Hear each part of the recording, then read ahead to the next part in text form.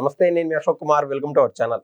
స్ట్రాటజిస్టులు వద్దంటే వద్దు, ఓన్లీ ఆస్ట్రాలజర్సే ముద్దు అనే విధంగా ఉన్నది జగన్మోహన్ రెడ్డి గారు కావచ్చు, వైసీపీ తీరు. తాజాగా జరిగినటువంటి ఒక విషయం ఏంటంటే, తాడేపల్లికి ఎవరైతే దేశలేఖలో ఒక ఫేమస్ ఆస్ట్రాలజర్ ఉన్నారో రుద్రకిరణ్ ప్రతాప్ అనేటువంటి ఒక జ్యోతిషుడు వచ్చి జగన్మోహన్ రెడ్డి గారితో మాట మంతి పంచుకున్నారు. పూర్తిగా మనం డిస్కస్ చేసేటువంటి ప్రయత్నం చేద్దాం. జగన్మోహన్ రెడ్డి గారు ప్రయత్నం చేసేటువంటి ప్రయత్నాల్లో కావచ్చు, ఆయన ఆశించేటువంటి ఫలితాల్లో కావచ్చు, ఏమైనా మార్పులు చేర్పులు ఏమైనా కలుగుతాయో మనతో పాటు డిస్కస్ చేయడానికి ఉన్నారు రాష్ట్ర అధికార ప్రతినిధి సూర్యదేవరలత గారు. నమస్తే మేడం. మేడం, 6 నెలలు సమావేశం చేస్తే వాళ్ళు వీళ్ళు అవుతారు, వీళ్ళు వాళ్ళు అవుతారని చెప్పి ఇన్నాళ్ళు ప్రశాంత్ కిషోర్ గారు ఫ్రెండ్షిప్ ఒక పక్క, మరో పక్క స్వయంగా వాళ్ళ ముత్తాత కాలం నుంచి ఉండేటువంటి విజయసాయి రెడ్డి గారు ఈ ఫ్రెండ్షిప్ లో జగన్మోహన్ రెడ్డి గారు అంతో ఎంతో లబ్ధి పొందినారు. కానీ తాజాగా ఇటువంటి స్ట్రాటజిస్టులు మాకు పనికిరారు, ఎవరైతే జ్యోతిషులు ఉన్నారో వాళ్ళే మాకు ఏదన్నా మంచి ఫలితాలు అందించగలుగుతారని చెప్పి ఆయన్ని తాజాగా తాడేపల్లి పిలుచుకున్నట్టున్నారు జగన్మోహన్ రెడ్డి గారు. అసలు ఈ విషయాన్ని ఏ విధంగా చూడాలి మేడం? అంటే ఇక్కడ మీరు చూస్తుంటే తమిళనాడు రాజకీయాలు వంట పట్టించుకున్నట్టున్నాడు జగన్మోహన్ రెడ్డి.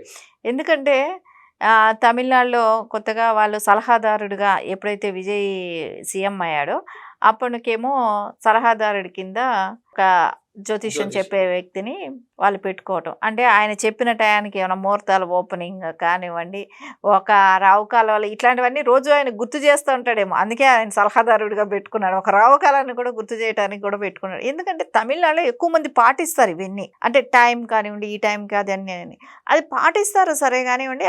విజయ్ గారు పెట్టుకోవటం కూడా ఆశ్చర్యంగానే ఉంటుంది. ఎందుకంటే ఆయన జోసఫ్ విజయ్ ఇంకొకటి ఏంటంటే ఆయనకి హిందూ మతం మీద అంత నమ్మకం కూడా లేదు. ఆయన మనం ప్రతిసారి చూసాం, సనాతన ధర్మం గురించి పెద్దగా ఎక్కడా కూడా టచ్లో కూడా తీసుకోడు. అలాంటి వ్యక్తి ఈ రోజున జాతకాలు, అస్ట్రాలజీ నమ్మటం కానివ్వండి, ఇవన్నీ చూస్తే ఖచ్చితంగా ఇదంటేనే ఖచ్చితంగా హిందూ మతానికి సంబంధించింది. నుదుటిని అంత బొట్టు పెట్టుకొని వచ్చారు కదా మేడం విజయ్ గారు. అదే అంటే అవసరానికి ఏదైనా నమ్ముతారేమో అనిపిస్తుంది ఈ లెక్కన. ఇక్కడ జగన్మోహన్ రెడ్డి గారి పరిస్థితికి వస్తే మీరు అన్నట్టు ఇప్పుడు నార్త్ సైడ్ నుంచి ఒక ఆస్ట్రాలజీని తీసుకొచ్చుకోవటం కానివ్వండి, ఆయన ప్రముఖంగా కూడా రుద్రకిరణ్ అతను చాలా ప్రముఖమైన వ్యక్తి. రుద్రకిరణ్ ప్రతాప్ గారు అనే వ్యక్తి చాలా పెద్ద పెద్ద వాళ్ళకందరికీ కూడా ఆయన ఆస్ట్రాలజర్గా ఉంటున్నారు. ఆయన చెప్పినవి జరుగుతాయి అనేది ఒక నమ్మకం కూడా ఉంది. ఆయన అది కూడా కాకుండా మానసికంగా కొంచెం వాళ్ళు సరైన లేకపోయినా కూడా దాన్ని కూడా గైడ్ చేస్తారని కానివ్వండి, ఒక ఆయుర్వేదిక్ లాంటి ట్రీట్మెంట్ కూడా ఆయన చెప్తారని కానివ్వండి, ఇవన్నీ కూడా ప్రసిద్ధి చెందిన వ్యక్తి రుద్రకిరణ్ ప్రతాప్ గారు. ఆయనని ఇప్పుడు జగన్మోహన్ రెడ్డికి ఆయనతో ఖచ్చితంగా అవసరం అనేది మెడికల్ పరంగా కూడా అవసరం పడి ఉండొచ్చు. దాన్ని కూడా మనం ఆలోచించాలి ఒకటి. ఎందుకంటే ఆయన ఎప్పుడు కూడా హిందూ మతాన్ని పెద్దగా ఎక్కడ మనం చూసాం. ఆయన భక్తి కానీ, పూజలు చేయటం కానివ్వండి, తీర్థం తీసుకునే విధానం కానివ్వండి, ఆత్మ ప్రదక్షిణ కానివ్వండి, ఆ హోమంలో వేసిన నవధాన్యాలే కానివ్వండి, ఫోర్స్ఫుల్ గా ఒక యాక్ట్ కోసం చేస్తాడో అది ఫలించదు అక్కడ. అందుకే ఇప్పుడు నవధాన్యాలు ఎవరైనా కూడా ఒక హోమగుండంలో తీసుకెళ్లి వేయాలంటే అది ఒక చాలా పవిత్రంగా భావిస్తారు. అక్కడికి వచ్చిన ఎవరైతే దాన్ని చూడటానికి వచ్చిన భక్తులందరూ కూడా కొంచెమైనా దానిలో వేసే భాగ్యం దొరుకుతుందని వస్తారు అక్కడికి ఒక హోమగుండం జరుగుతున్నప్పుడు. అలాంటిది ఆయన హోమం చేస్తున్నప్పుడు ఆ హోమంలో ఆయన చేతితో వేస్తే ఆయనకి ప్రతిఫలం అనేది ఉంటుంది. ఆయన వేయకుండా ఆయన పురోహితుడి చేతిలో పెడితే ఆ పురోహితుడు తీసుకెళ్లి దానిలో వేయటం అంటే అది ఆ పురోహితుడికి ఫలితం వస్తుంది. నీకెందుకు వస్తుంది? నువ్వు చేసే పూజలు నిష్ఠ, నియమం, ఒక నమ్మకం, భక్తి అనేది ఉంటే అలాంటివి చెయ్యాలి. నీకు నమ్మకం లేనప్పుడు ఎందుకు కూర్చుంటావు? అంటే దాన్ని కూర్చొని హిందువుల్ని అవమానించటానిక? సో ఆత్మ ప్రదక్షిణ చేయలేని వాడివి నువ్వు ఎందుకు పూజకి వెళ్ళావు? వెళ్ళకూడదు కదా. సో నువ్వు బొట్టు పెట్టుకోవటానికో, తీర్థం తీసుకోవటానికో, అక్షంతలు వేస్తే దులిపేసుకోవటానికో చేసే ప్రయత్నాలు ఎందుకు? స్పష్టంగా ప్రజలకు మీడియా ముఖంగా కనపడుతున్నది కదా.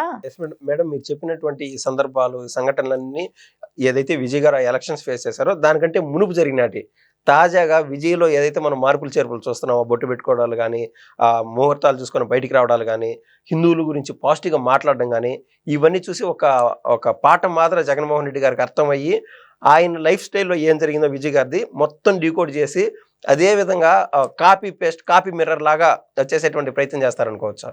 ఇక్కడ ఏదైతే జగన్మోహన్ రెడ్డి వేణుస్వామిది కూడా బాగా నమ్మాడేమో అనిపిస్తుంది. లేకుంటే వేణుస్వామి చెప్పేది ఎలాంటివి ఉంటాయంటే అయితే అది లేకపోతే ఇది, ఏదైనా ఉండేది 2 ఆప్షన్లే, అవుతుంది అవ్వదు. అనేది 2 ఆప్షన్లు. అయితేనేమో నేను ముందే చెప్పాను అంటాడు. అవ్వకపోయినా కూడా ఆయన నోటితో వచ్చునుంటే ఇది అవ్వదని అన్నాడు అనుకో, అది నేను ముందే చెప్పాను అంటాడు. 2 ఆప్షన్లో ఏదో ఒకటి వాడుకుంటాడు. ఆ వాడుకునే దానిలో ఎక్కడో ఆయన స్ట్రాటజీ మిస్ అయినట్టే కనపడుతున్నాయి. మిస్ అయింది కూడా. ఎందుకంటే ఇక్కడ కేసీఆర్ గారు గెలుస్తారని చెప్పారు, కేటీఆర్ గారు సీఎం అవుతారని చెప్పారు, బంపర్ మెజార్టీ వస్తుంది, ఇంకా తెలంగాణలో వాళ్ళే ఇంకా పరిపాలిస్తారు, ఇంకెవరు ఉండరన్నారు. ఇక్కడ పోయింది. ఆంధ్రప్రదేశ్కి వస్తే ఆంధ్రప్రదేశ్లో కూడా అదే చెప్పాడు, జగన్మోహన్ రెడ్డి గారి ప్రభుత్వం వస్తుంది, ఆయనే సీఎం అవుతాడు, ఇంకెవరు ఉండరు అని చెప్పాడు. అక్కడ పోయింది. సో అయితే ఆయన పక్కన పెట్టినట్టున్నారు.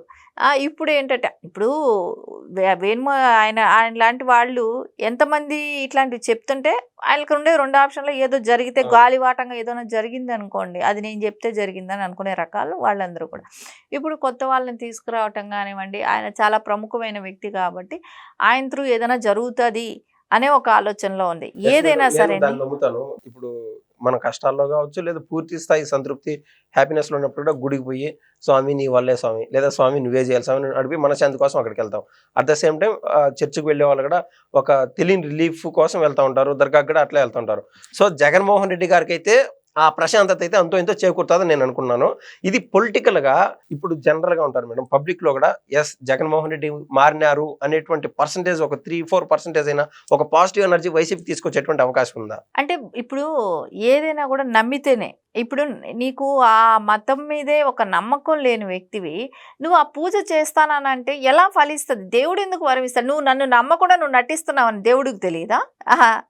నువ్వు దేవుడిని అంటే ఏపీ ప్రజలను ఎలాగో మోసం చేయగలిగాను, దేవుడిని కూడా మోసం చేస్తామనే రేంజ్ లో ఆలోచిస్తున్నాడు ఇక్కడ జగన్మోహన్ రెడ్డి గారు. ఆయన ఎంతసేపు ఆయన ఆలోచన మనకు దేవుడు అనే వ్యక్తి సుపీరియర్.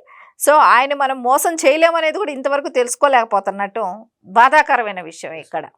అంటే ఇంకొక విషయం కూడా ట్రీట్మెంట్స్ కూడా ఆయన ఇస్తారు కాబట్టి కొంచెం మన జగన్మోహన్ రెడ్డి గారికి కూడా అలాంటి ట్రీట్మెంట్ కూడా జరుగుతుందేమో కూడా. ఎందుకంటే మానసికంగా దృఢంగా ఉండటమే కానివ్వండి, ఆయన బయట వచ్చినప్పుడు మాట్లాడే మాటలు మావిగన్ లాంటివి, ఇట్లాంటి 3 ఏళ్ళు కళ్ళు మూసుకొని లేస్తే దాని మూలాన కొన్ని రోజులు ట్రోల్ అవుతున్నాడు. ఒక మీటింగ్ ప్రెస్ దగ్గరకు వచ్చి ఒకటి మాట్లాడాలంటే దాన్ని మాట్లాడటం మూలన ఒక 1 రోజులు దానికి ఫుటేజ్ ఇస్తున్నాడు. అది ఆంధ్రప్రదేశ్కి అప్పుడప్పుడు వచ్చిపోయే జోకర్ లాగా కనిపిస్తున్నాడు. ఇవన్నీ పోవాలి అని అనుకోని ఏమైనా ట్రీట్మెంట్కి స్టార్ట్ చేశాడా? ఆ రకంగా కూడా ఆలోచించాలి కదా. సో ఖచ్చితంగా జగన్మోహన్ రెడ్డి ఈ రోజున ఏదైతే హిందూ మతాన్ని నమ్ముతున్నాను అని అంటే కొంచెం బయట పబ్లిసిటీ కూడా రావాలి కదా. ఆ పబ్లిసిటీ కోసం ఇప్పుడు ఇలాంటి జ్యోతిష్యుల దగ్గర, ఇట్లాంటి ప్రముఖుల దగ్గర మనం పిలిపించుకుంటే ఒక సెన్సేషనల్ అవుతుంది. సో అట్లా నేను నమ్ముతున్నాను హిందూవాదాన్ని అని చెప్పుకోవడానికి చేస్తున్న ప్రయత్నం ఇది. ఎందుకంటే హిందువులందరినీ కూడా ఓటర్లుగా మార్చుకోవటానికి చేస్తున్న ప్రయత్నం. సో ఎవరికి ఏం తెలీదా?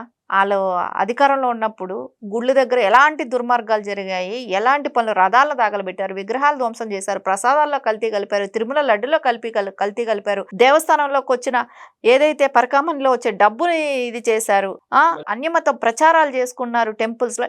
ఇన్ని రకాల దుర్మార్గాలు హిందూ మతం మీద మూడిగా దాడి లాంటిది జరిగింది 5 సంవత్సరాలు కూడా. అలాంటిది హిందూ మతం ప్రజలందరూ కూడా మర్చిపోతారా? ఇప్పుడు ఏ టెంపుల్కి వెళ్తే నీవు చర్చికి వెళ్ళటం తప్పు కాదు, మసీదుకి వెళ్ళటం తప్పు కాదు, ఎవరి మతాన్ని వాళ్ళు ఆచరించడం ఎట్టి పరిస్థితుల్లో తప్పు కాదు. కానీ ఇంకొక మతాన్ని కించపరచడం అనేది తప్పు. దాన్ని ఎవరు కూడా ఉపేక్షించరు. ఖచ్చితంగా దీని మీద ఈయన చేసే ఏవైతే డ్రామాలు చేసినా కూడా అది ప్రజలందరూ చూస్తూనే ఉన్నారు. మొత్తం మీద 100 ఎలుకలు తిన్న పిల్లి కాశీయాత్రకు పోయినట్టు, మరియు జగన్మోహన్ రెడ్డి గారు పబ్లిక్ లో ఇస్తున్నటువంటి పోర్ట్రేషన్లు హిందూ మతం పైన ఆయన తీరు చింత చచ్చిన పులుపు చావునట్లు ఆయన మనసులో ఉన్నటువంటి భావాలు ఆయన ఫేస్ లో స్పష్టంగా కనపడుతున్నాయని చెప్పి మేడం గారు అభిప్రాయపడుతున్నారు. ధన్యవాదాలు మేడం. నమస్తే.